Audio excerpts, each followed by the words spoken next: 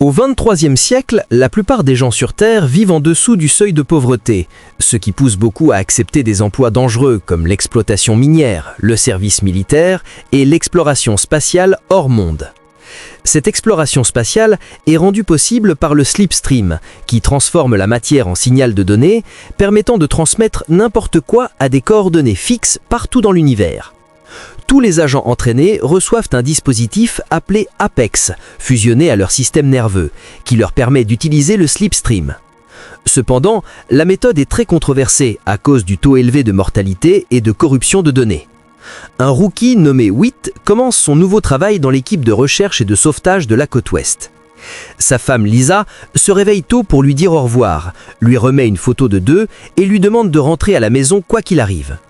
Au moment où Whit va partir, Lisa essaye de le retenir, inquiète qu'il lui arrive quelque chose de grave, mais Whit lui promet qu'il sera de retour pour le dîner. À la division Slipstream de la côte ouest, le capitaine accueille Whit. L'équipe est soudée et après que beaucoup se sont équipés, le capitaine ordonne de partir. Avant cela, il demande à Whit et Dave de se voir après le travail pour parler des erreurs de la dernière fois, mais Whit refuse, disant qu'il a promis à Lisa d'être à la maison pour le dîner.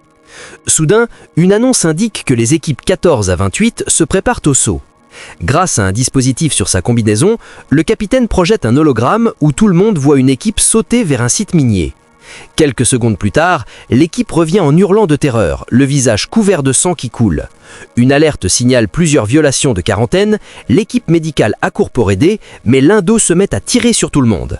À cet instant, le capitaine, Dave et Whit se retrouvent piégés dans un vestiaire à cause du protocole de confinement. La division sombre dans le chaos pendant que les équipes revenues attaquent tous ceux autour d'elle. Sans autre solution, le capitaine ordonne à Dave de prendre sa boîte de saut. Mais quand il le fait, l'appareil verrouille les coordonnées sur la station minière Infinie d'où venaient les équipes devenues folles.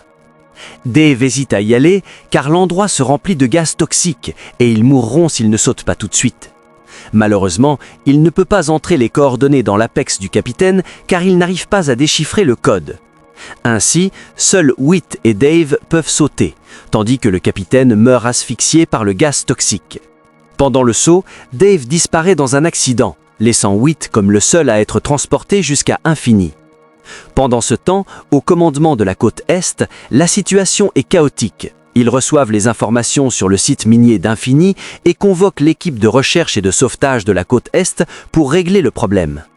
L'équipe est composée de Menzies, Jackler, Huntington, capitaine Johansson, Greenwich, Kent, Boxing et Mannings. Le chef explique la situation. Infini est l'avant-poste le plus éloigné de la galaxie, connu pour la pire catastrophe spatiale de l'histoire. 1600 ouvriers y ont été tués par un minéral présent uniquement sur cette planète, qui s'est révélé extrêmement instable. Le site a donc été fermé définitivement. Après l'incident, le quartier général avait envoyé une équipe enquêter, mais un accident avait tué tous les membres sauf un survivant, l'officier de recherche Montoli. Quand le quartier général avait tenté de secourir Montoli, celui-ci avait désactivé son APEX pour rester sur place. Pire encore, Montoli prévoit d'envoyer des chargements de ce minéral dangereux vers un lieu inconnu sur Terre. Après le transport par Slipstream, les minéraux arriveront sur Terre en 6 minutes. À cet instant précis, le chef apprend la chute totale de la division de la côte ouest. On découvre que les équipes 14 à 28 avaient été envoyées pour extraire Montoli, mais toutes sont mortes sauf une. Whit a réussi à fuir vers Infini. En conclusion, l'officier déclare qu'une approche militaire n'a pas fonctionné contre Montoli, donc ils envoient la meilleure équipe de recherche et de sauvetage. L'équipe doit arrêter les plans de Montoli et ramener Whit chez lui. À cause de la dilatation temporelle dans l'espace, même si l'incident ne date que de quelques minutes, Whit est sur Infini depuis déjà une semaine et ses réserves commencent à s'épuiser. L'équipe utilise alors le Slipstream pour se rendre sur Infini, sans perdre une seconde, et commence immédiatement la mission. Johansson ordonne à Boxing et Jackler de chercher Whit, pendant que Menzies, Greenwich et Kent cherchent la cargaison. Mannings, Huntington et le capitaine se dirigent vers le générateur. Une fois les instructions données, tout le monde part. L'équipe découvre plusieurs corps. Le groupe de Menzies localise la cargaison et commence à travailler sur le panneau de contrôle pour savoir quelle source d'énergie Montoli compte utiliser pour envoyer les chargements via le slipstream. Pendant ce temps, le groupe de Johansson atteint aussi le générateur. Huntington se met au travail pendant que Mannings monte la garde. Mannings est horrifié en voyant de la peau humaine et des membres éparpillés partout. Peu après, Huntington réussit à remettre le générateur en marche et active l'installation. Dès que l'ordinateur démarre, un message demande à l'équipe de s'identifier. Johansson répond qu'ils sont l'équipe de recherche et sauvetage en mission. Johansson tape qu'ils sont là pour sauver Whit. Soudain, de la vapeur sort et la station passe en confinement. Dans une autre partie de la station, le groupe de boxing établit enfin le contact avec Whit. Au bout d'un moment, Whit désactive le protocole de confinement et toute l'équipe se retrouve dans une pièce avec lui. Whit s'excuse, expliquant qu'il devait être sûr qu'il n'était pas comme les autres. Il raconte que la station minière s'est transformée en carnage. Les mineurs n'ont pas été tués par une explosion, mais infectés par quelque chose de mystérieux. Les infectés deviennent extrêmement forts, brutaux et très difficiles à tuer. Whit pense que l'infection se transmet de personne à personne par le sang. Il a essayé de rentrer chez lui via le slipstream, mais n'y est pas arrivé, alors il s'est caché et a fait exploser les conduits externes, tuant tout le monde dans la station. Il est traumatisé et profondément marqué par ce qu'il a vécu.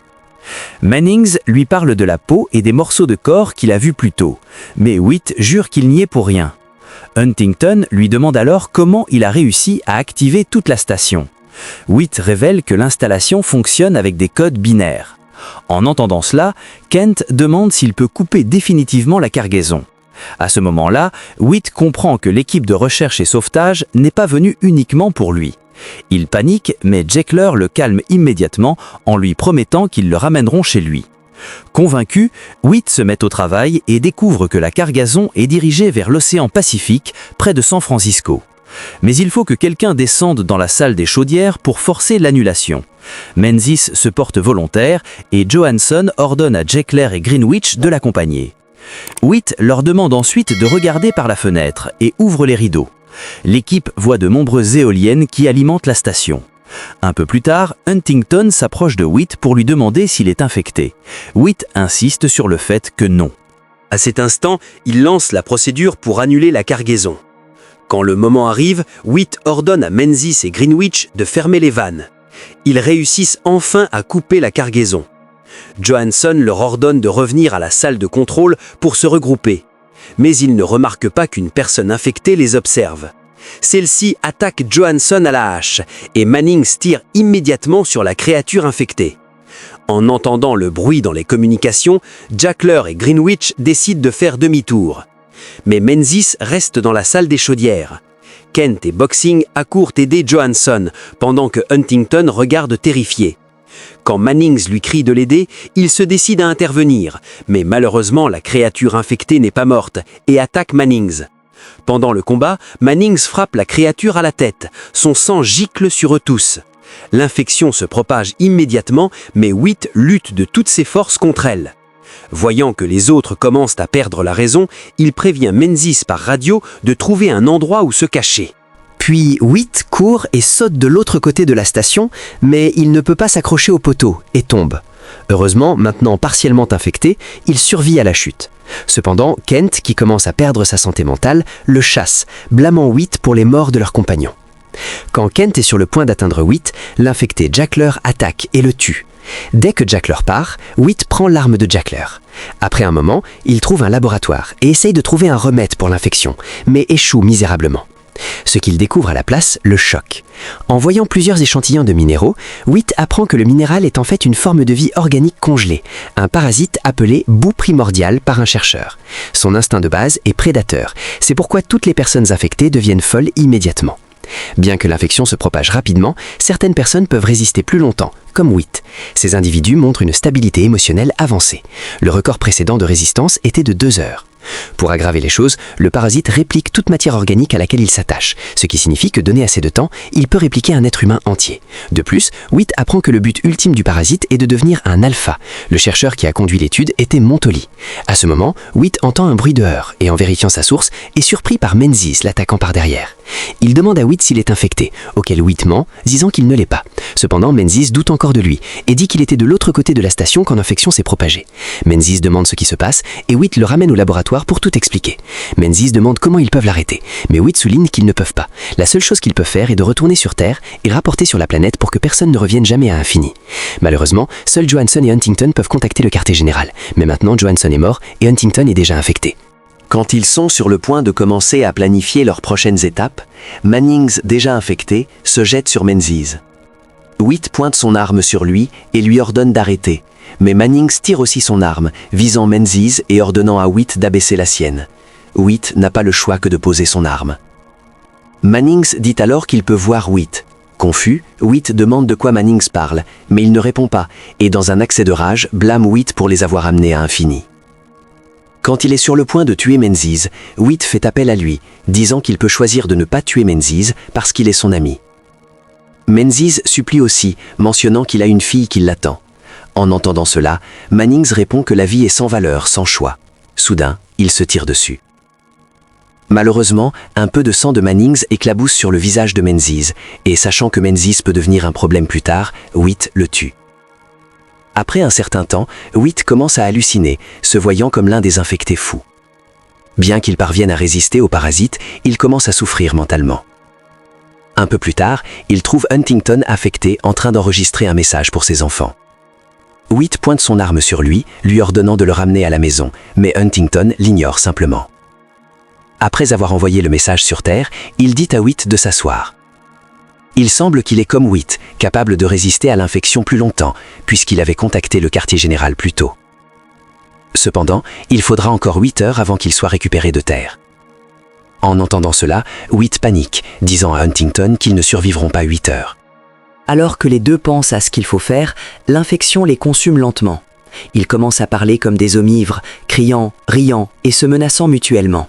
À la fin, Witt décide d'aller seul à l'infirmerie. Pendant ce temps, à l'infirmerie, Greenwich essaie de se guérir parce qu'elle est médecin, mais elle est aussi infectée, bien qu'elle ne devienne pas une tueuse comme Witt et Huntington. En regardant dans le miroir, elle voit des écailles pousser sur son dos. Un bruit proche signale l'arrivée de Jackler, son bras se transformant aussi en amandre monstrueux. Il approche et les deux partagent un moment émotionnel, car Greenwich et Jackler sont en relation et attendent un bébé. Cependant, quand Greenwich réalise qu'elle est infectée, elle est forcée de terminer la grossesse. Cela a enragé Jackler, menant à un combat. Retour à Witt, il est surpris de voir Huntington le suivre d'une manière. En atteignant l'infirmerie, il voit ce qui s'est passé là. Dans leurs esprits, il semble que le parasite les infectant tous a un esprit de ruche. Il trouve Greenwich blessé et Witt demande immédiatement ce qu'il peut faire pour ralentir l'infection. Cependant, Greenwich dit que le parasite est trop intelligent et que la seule façon d'y échapper est par la mort. À cet instant précis, elle meurt. Maintenant, seuls les deux restent. Huntington pointe soudain son arme sur Witt et les deux se battent. Quand il a la chance, Witt s'échappe, descendant une échelle pour s'éloigner de Huntington. Il communique avec le parasite accroché à l'échelle et il le suit. Witt l'embusque et le combat continue. Le parasite contrôle maintenant pleinement Huntington et veut tuer Witt, mais le combat se termine avec Witt brisant le cou de Huntington. Épuisé et succombant lentement à l'infection, Witt regarde la photo de Lisa. Après s'être reposé brièvement, il retourne à l'infirmerie et enregistre un message pour le parasite.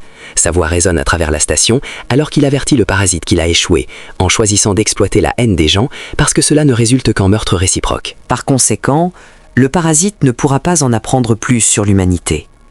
Cependant, si le parasite avait seulement eu la patience d'évoluer sans blesser personne, tout aurait été différent. Il continue en disant qu'il voulait seulement une meilleure vie pour sa famille, c'est pourquoi il est sur Infini. Mais en raison du désir égoïste du parasite pour la domination, il ne pourra pas rentrer. Se souvenant de Lisa et du bébé, Witt se prépare à tout terminer, se coupant le poignet alors que son message se répète en boucle. Les corps de l'équipe de recherche et sauvetage commencent à être couverts par les minéraux, formant une piscine d'où émerge une figure humaine. Finalement, tout le sang du poignet de Witt retourne dans son corps. Puis soudain, Witt se réveille avec tout le monde autour de lui, vivant et bien. Greenwich leur dit que Johansson veut se rencontrer avec eux dans la salle de contrôle le plus tôt possible. Witt se demande ce qui se passe, mais Mannings lui dit que le parasite est parti. En réalité, le parasite a guéri toutes leurs blessures et les a ramenés à la vie. Avant de rejoindre le groupe, Witt vérifie le laboratoire et remarque que les échantillons de minéraux manquent. Dans la salle de contrôle, tout le monde est silencieux et encore perturbé par ce qui s'est passé. Ne sachant pas exactement ce qui s'est produit ou ayant une explication, l'équipe accepte de simplifier leurs histoires.